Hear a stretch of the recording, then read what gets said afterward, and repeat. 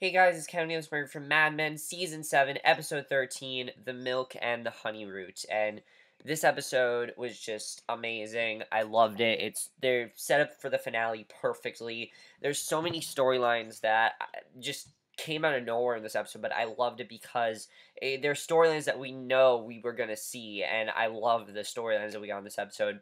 Let's get into this episode because it was amazing, and I can't wait for next week's finale. It's going to be amazing. So we start off with Don. He's driving in the dark listening to Oki from Muskogee,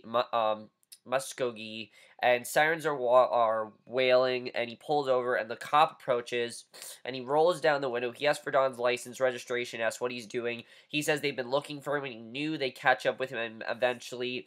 Basically, if you remember, Don was in the Korean War service, but he got out of it and changed his name to Don Draper. So he then realizes that he was dreaming, and he wakes up in a cheap motel room, and this is something that he's always been afraid of. So Dawn basically goes on the run for the rest of the episode, which I thought was really interesting overall. So Pete treats a wound on his daughter's arm and tells Tree that she got stung while they were at the Orchid, and Sherry mentions she's allergic, and Pete tells his daughter he'll see her Thursday. He leaves, and Sherry says when Bill has their kids, something terrible always happens. And Trudy says she does everything for their daughter, but Pete is all she cares about. And Sherry says she doesn't know if she could restrain herself and not poison the kids against their dad. And she pushes back at her. And yeah, so Dawn calls Sally, who we see a lot of in this episode, and they talk about her quitting field hockey, and he says next time she quits to do it before he buys the equipment, and he then complains that Spain is expensive, and she asks where he's going next. And I like that he tells her exactly where he's going. He says he's in Kansas and is going to head to the Grand Canyon. She says she feels like she's sitting right next to him. She says it's cold and not to rush home. He says to sell the equipment, then hangs up to call her brothers. And Betty is breathing hard from climbing the stairs at school. The other students are running up past her. One knocks her down, then asks, "Are you okay?" And she just sits. She just says, just her pride is hurt, and she didn't really think anything of it. She thinks she's just, she didn't really think anything of it. So, one of the things I kind of like here is that, if you remember last week, Betty had that whole scene where she's like, "Oh, I'm not that old yet." Well, this scene kind of reminds us of that, and I like seeing that. So, Pete sees Duck headed up to 28th and asks if he's helping them replace Dawn, because Dawn, of course, is not working there anymore. He's not working for McCann right now. And he says he's done it before. He asks Pete now what he's doing. And he says after Jones left, he even saved Avon. Joan left too, so he asks what Duck wants. They step into Pete's office, and he tells Duck people will think he's job hunting, and Duck says they should always think he's looking. Duck tells him there's a private aviation company that he wants to do the hiring for, and wants Pete to go to recommend him to them. Now, it seems like pretty much everyone is moving on from McCann at this point. Don's left, Jones left, Peggy's left. The only one there is Pete, and he says he should make it up to him and says it's Learjet private luxury air travel. And Duck begs for his home. Pete agrees and then asks who it is. He says Mike Sherman, Princeton 52. And Pete gets annoyed, says he's Dharma. And Duck says they'll jack each other off anyway. They probably piss each other off. And Pete kicks him off, kicks him out. And I think Pete is just really concerned about McCann. He wants to work for McCann. He wants to do well. And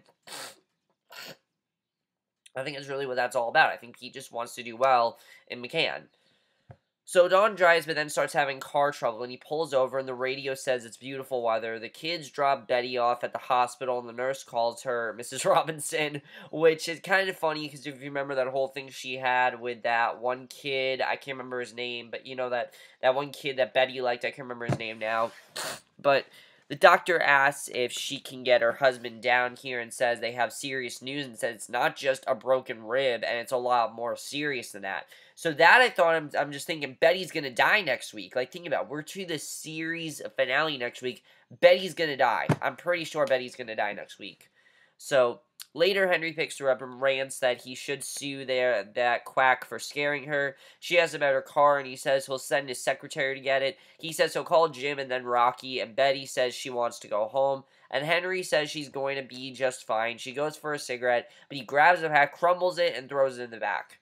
Because obviously that's what's causing her this, is her smoking. And this is showing when people start to have issues with smoking. I really like seeing this because that's when people start to become aware of what smoking did to us in the 70s. And now all those years of smoking, they're catching up to Betty, and I thought that was really interesting.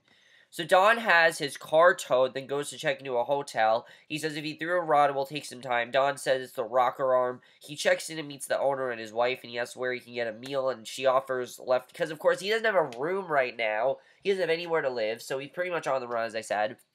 And she offers leftovers as room service. And Pete is then with Mike having steak, and basically Pete mentions Learjet being glamorous and brings up Elizabeth Taylor and Danny Kaye, and Mike asks if there's someone he wants to meet with, and Pete says corporate executives should be his core customer. And he says he needs someone who can convince CEOs that private jet is a justifiable business, and he says McCann could help him, and Mike thinks that Pete wants this job, which, yeah, Pete technically he does want the job, yet he doesn't seem like he wants it. So basically, he says McCann could help him, and basically, Pete says Duck tricked him into a job interview. Mike says he's glad they got to meet. They agree to have a brandy since they're going to build Duck, and Betty hears, and so, yeah, I thought that was really interesting. So Betty finds out here that she has lung cancer. It's metastasized, and it's in her bones and lymph glands, and Henry asks what they can do. The doctor says they will do some radiation and chemo, and he says Betty could have 9 months to a year, then says he's sorry, and Betty's probably dying next week. I really feel like we're going to have a major time jump next week, and it's going to show Betty dying. It's going to be really sad, but I feel like that definitely is where we're headed. I don't think Betty's going to live from this. I mean, we have one episode left, and literally anything could happen in that episode. Anything, and that's the saddest part about a final season, that you can kill off characters that you've used before, and that's the saddest part about a series finale. So, I feel like that's definitely where we're headed. So Andy comes into Don's room and he says he's the main messenger and says the mechanic says it's the rocker arm. Don asks what there is to do and the guy says there's Friday night football, then asks where he can get a drink. It's a dry country, but the guy says he can rustle up a bottle. They swap introductions and the guy leaves to get up some hooch. And Don heads out by the pool later and sees this really hot girl standing by the pool. And then her husband and kids are there. And Don dives into the water. And Duck tells Pete to come meet him at Grand Central and says he's already at $100K a year. He really wants to work with Pete, but you can see that Pete, for whatever reason, doesn't want to leave McCann. And, I mean, he honestly, I think Pete should work with him. He has some good stuff here. I mean, he's going to give him $100K a year plus unlimited private air travel, and he doesn't even negotiate. Like, $100,000. Like, why not take that? So Duck says he wants a dinner with wives, and he says he doesn't have a wife, and Pete reminds him he has 4 years left on his contract with McCann and $1 million riding on it. So he already has a really good salary, and he doesn't want, Duck to ruin that. I can understand that. I can understand that Pete wants to finish this, and because no one else has, everyone else is left.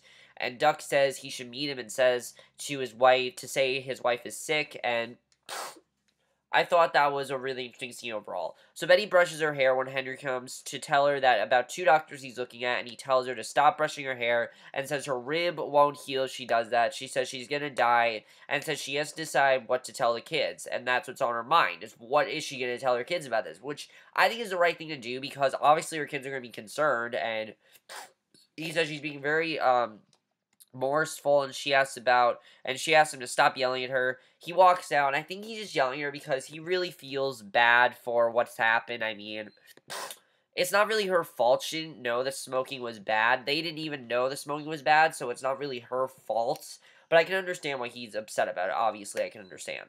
He loves her, and that's really what's showing that. That's really showing that he loves her. So Don answers the door and it's Andy with booze, and he also left books. And Andy asks for $10 more and says he walked into town to get the booze. And Don hands over the cash and takes the bottle. He asks if Andy wants a drink, and he asks if the owners know the hustle he's running out of their hotel. And he then asks how Don got rich, and he says advertising. And Don corrects his grammar, and the kid leaves, and Pete tucks Trudy into bed and then leaves, and Don watches TV when the set goes out. He goes to check in snacks, and he goes down to the office and tells them. Sharon says that as soon as she's done with the typewriter, she'll get him a new one, and Don fixes it quickly, but she says it keeps coming loose. He tries it out, types a little. He shows her it's fixed. She asks if he learned to type in the Army, but he says it was in night school, and she says the Legion Saturday night is lovely and says her husband would like someone new to tell stories to. And she says, come on, and get him another TV. He follows her out, and basically, that's what they're going to do. So, Pete sits alone eating pie when Trudy sits down. He says if she'll do him a favor, he'll keep Trudy overnight. He asks her to come to a client dinner, and she says she doesn't have to do these things anymore. Because, she's not his wife or anything. Which I can understand why she doesn't want to be involved with that. Obviously, she's not his wife anymore, so why would he pressure her to do that when she's not even his wife? And I like what he says to her, that she understands the business, but Trudy says she's really not comfortable being his date, and he asks her to do it for old time's sake. Trudy says he's jealous of his ability to be sentimental about the past, and says she remembers things like they were. And she asks him to leave so she can turn off the lights and lock up, and he leaves, and leaves the dirty dishes for her. He was really hoping it would work out, and it didn't, so I can understand why he's upset about that. So Henry goes to see Sally at school to tell her about his mother, and he surprises her in her room, then asks her to sit and talk, and he has serious news that's really bad. And he tells her straight out that her mother's sick, and has advanced stage lung cancer, and Sally puts her hands over her ears. She doesn't want to hear about this, it's just too much for her. She says she needs to call her, but Henry says Betty doesn't want to know yet. And I feel like Sally kind of feels like she is, one of the cause of this, because you know how much stress Sally caused Betty, and that caused Betty to smoke so much. That's really what happened, is that Sally caused Betty to smoke so much, and I feel like Sally kind of feels like she caused it. So he says she's turning on treatment, and he thinks she's being stubborn or vain. He says he wants Sally to talk some sense into her about trying the treatments, and Sally says she doesn't know what to say. Henry says it's okay for her to cry. Then he starts crying, he's full on sobbing, and Sally pats his back. It's a really sad scene, and he asks what he's going to do, and Don then picks up his car back to the hotel, and the guy asks if Don will be on his way and asks him to join them tonight, but Don says he has to go. Don says he doesn't know about staying. Then the guy says he'll throw in a free night of rooming if he can fix the Coke machine, and the guy says Coke wants to give him a new one, but he kind of likes this one, and he goes to get his tools, and Don looks at it, and Henry comes in and finds Betty cooking. And basically he has Sally with him, and she brushes past Sally without a word and goes upstairs, and Henry goes after her. And you can see why Sally doesn't really want to talk. Obviously, she knows what's going on with her mother, and really Betty doesn't want to deal with it right now. So Sally lies to her brother and says she got in trouble in school again, but doesn't want to talk about it. And she tells Gene to come sit with her. She pulls him onto her lap, and of course, he has no idea what's really going on there. And I thought it was good that she didn't tell him, but obviously he's going to find out eventually, because Betty's going to tell him. So Don goes with the hotel owner to the American Legion. He says this is a fundraiser for a guy whose kitchen burned down. He says there's a fine jar if Don will contribute, but he says he's getting his drinks. He asks Don's rank and where he served, and he says he was a lieutenant in Korea, and, now, I'm just thinking, oh shit, who knows what this guy could do to him. I was thinking maybe the guy would, what happened in the first scene would happen in this scene, but that didn't happen. So Pete eats with Brother Bud and asks him if he knows something is a good opportunity. He says in banking, you stay on a certain road. And they talk about their dad and his attitude toward business. And Bud wonders if his wife knows he's cheating on her, and then says he has to make a phone call. But Pete says not to listen to him, to not listen to what he says. And I think he just wants his brother to be honest with him. Is this a good business opportunity now? Because obviously Pete is thinking about taking it, which I like seeing. I like seeing Pete thinking about taking it. He's not like, oh no, I don't want to take it. He is thinking about it, which I like. So Don hangs out with the older guys at the Legion, and they tell him how they all know each other. They asked if Don served in Europe, and they call over Jerry Fandango, a guy who served in Korea, and they introduce Don as he says he doesn't want to talk about the war. And Don looks at the guy who asks when and where he served, and he says he was there before they even called it a war. So you can see that Don is definitely getting close with this guy. And there's music, and then a cake is rolled out. A woman pops out of it. The men hoot and holler. The woman shimmies provocatively, does a whole burlesque routine. And basically, Pete's sitting at home watching TV when someone comes knocking, and it's Duck, who rants that he stood him up. And he's obviously pissed at him, which I can understand, because he gave him this business opportunity, and Pete just stood him up and didn't even take the time to talk to him about it. And Pete says he never said he would go, which, yeah, he did. He said maybe. And Duck yells at him, and, he's really pissed off. He really thought Pete would take this business opportunity, but he didn't. And he says Pete is on a magic stake, and Pete is pretty clueless about this. And basically, he says Mike called afterward, and Duck told him that he says Pete didn't know because the offer was insulting. And he says he got him a huge signing bonus in the form of a lot of stock options, a giant salary, and says McCann is going to let him out of his contract because they want the clients he can bring that they'll meet at Learjet. So, literally, McCann is giving him the job, and one of the Legion guys tells a dirty, and I thought it was really interesting that literally they'll just give him the job. So, definitely Pete is going to get this job, and we're going to see if he takes it next week. So one of the Legion guys tells a dirty joke about penis, about, basically dick size, and they all toast Don for being quiet and drinking with them. They try to get Don to talk about his war experience, and they get one of the old-timers to tell the story. And of course, Don has no experience because he's not really Don. He's, of course, Dick, and he can't really say who he really is. So, of course, he really has no experience in the war, and it's really starting to catch up to him, which I like seeing. So Floyd says he was in a forest on the German border near Belgium, but he says they were cut off, 3 of them. Says they were 9, but 6 died. When they came upon a machine gun nest, he says 4 Croats there wanted to surrender because they were starving. He says they were starving too and were boiling back, and he says more snow is coming. One of his buddies says he did what he had to do, and Don asks what he did, and Floyd says they made them start digging and then killed them. And the other guy tells him they did what they had to do to come home. And Don says he killed his CO. And he says they were under fire. There was fuel everywhere. And he dropped his lighter and blew the guy apart. He says that's why he got to go home. And the other guy says that's the name of the game. And, of course, Don just made that up. So, basically, they call for Andy for more booze. Then start singing over there. And Betty comes to Sally's room late into the night. She sits on her bed and says Henry shouldn't have scared her.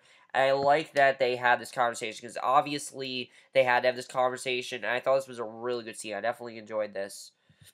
So, basically, Sally says she knows she doesn't want the treatment because she loves tragedy, and Betty says the year the treatments could give her wound would not be a good year. She says she watched her mom die, and it was awful, and says she won't put Sally through that. She will make sure she lives, and she says knowing when to move on is a gift, not a weakness. She hands Sally an envelope, says to open it as soon as she passes, because she is to take care of things. It says contains instructions. She says Henry won't be able to take care of things. She tells her to go back to sleep, and says she's going back to school tomorrow. So she doesn't scare the boys.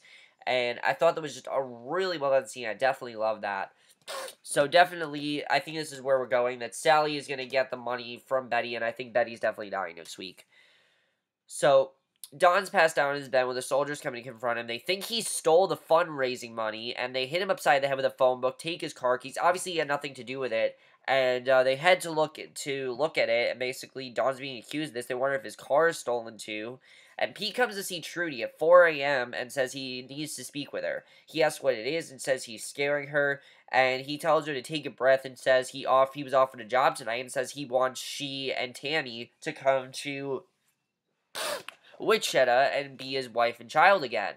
And Trudy says things can't be undone, but he asks who says, and he says they're entitled to more, and she asks of what, and he says he wants to start over and knows he can. So he says he's not as dumb anymore, knows he can lose her love, and she says she can't let him hurt her again, and he says he loves her too. He says he always has, and says he's never loved anyone else ever. She sighs and says he thinks he can come in there and says things she wanted to hear 2 years ago, make her run away with him, and he says he'll say what he did 10 years ago and says I do. He says Wichita is beautiful and pure, says they'll have a plane and can travel anywhere they want, and he begs her to say yes, and she kisses him. He kisses back, and she asks how. She'll explain to Tammy. He says to tell her birthday wish came true. So they're basically getting remarried, which I did not see coming, but that's awesome. I love they're getting remarried. Definitely. I think that's really awesome, and I'm really looking forward to seeing how that works out next week. So Don's nursing a heel wound when there's a knock on the door. He goes to answer and finds Andy there. He knocks the kid down, says he could kill him right now, says he knows he took that money. Don says he has shitty instincts for a con man. Andy says that drunk burned his house down. He says Andy's going to give him the money and will leave town. He says if he keeps the money, he'll have to become someone else, and says he can't start out like this in that life. And Don says to go get the money now. He comes to check out, hands over a bag of cash to the owner. He hands Don his car keys. Don says he's not paying for the room, and he leaves.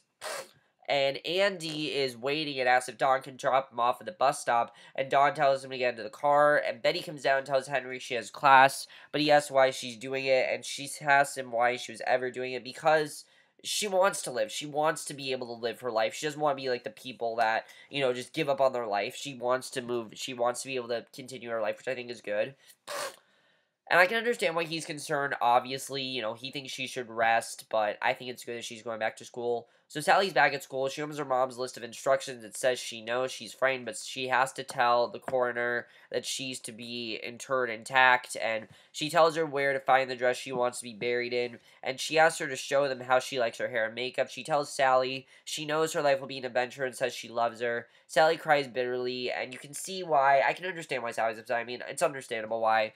So Betty makes her way slowly up the stairs to get to class, and Dawn pulls off at the bus station to drop Andy off. He turns the engine, hands the kid the keys. He says the pink slip is in the glove box, tells him not to waste this. Dawn goes out, leaves the kid his car. Andy slides over, cranks it, takes off, and Dawn waits at the bus stop, and that's how the episode ends. So, I'm pretty sure for the rest of the show, Dawn's gonna be on the run, and this is gonna be his life now. Now, are all those years of him lying and pretending to be someone else, are those all going to catch up to him next week? I definitely could see that happening. I definitely see his dream coming true. I don't think that's just a dream. I think it could come true, definitely. And we'll have to see what happens there.